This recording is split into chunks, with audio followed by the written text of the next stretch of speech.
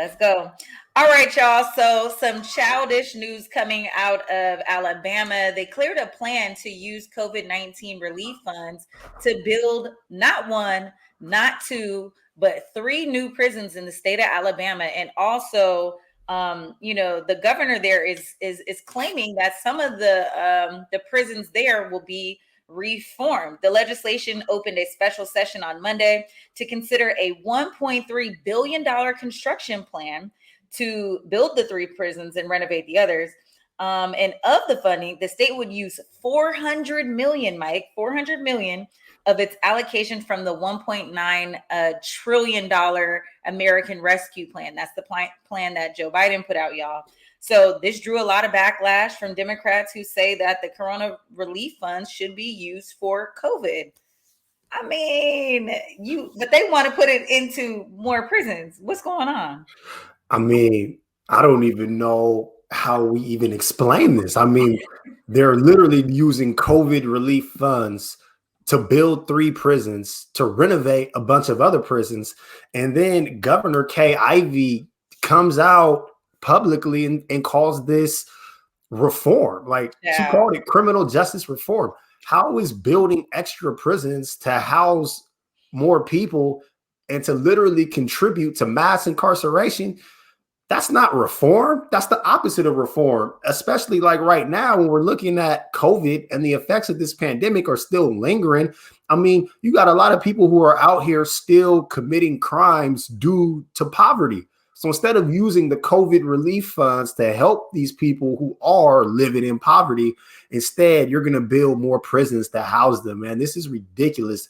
I will never, ever stop being shocked by things that happen in the South with these Southern governors. My goodness. How do you justify this? Bro, and we're not even talking about a drop in the bucket. We're talking about $400 million. And you're right. This label that they're putting on it, that this is a part of criminal justice reform. This ain't no criminal justice reform. You do not build a prison here in America without it getting filled. And so what we are doing is now we're creating more criminals, right? We're creating more space for these prisons to generate more revenue. And another thing for people who don't really understand our prison system, it is not meant for rehabilitation. Nobody's going to put in another investment into the prison. They don't invest in the prison. Their investment is in the people.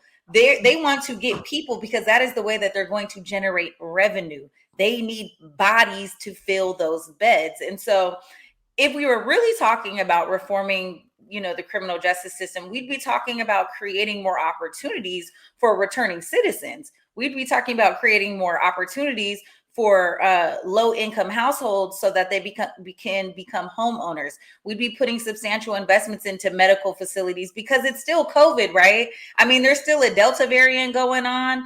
People still ain't vaccinated. I believe the state of Alabama still doesn't have a vaccine mandate. So people are still sick. People are still dying.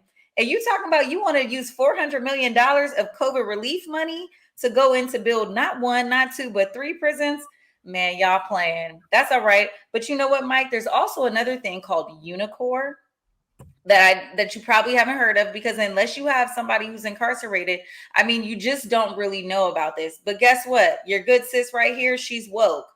UNICOR makes it possible to have real human slaves. And so you have these prisoners, these inmates who do everything for the facilities. They're doing landscaping, they're doing the construction, they're doing the piping, they're doing the cooking, they're doing the cleaning, they're doing the shucking, and they're doing the jiving. Okay. So you think they're going to take this 400 million and you think they're going to put it into rehab or getting new officers or putting in more counselors or more medical personnel?